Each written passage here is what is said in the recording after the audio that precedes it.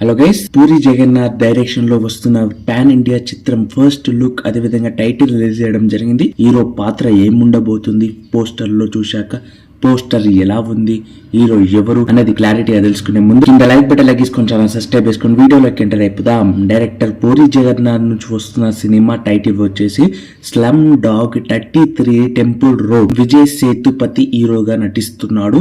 Pan India చిత్రం అని చెప్పుకోవచ్చు.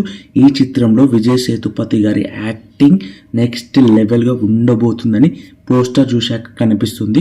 అయితే చిత్రంలో మన విజయ్ సేతుపతి గారు బిచ్చగాడు క్యారెక్టర్ చేస్తున్నాడు.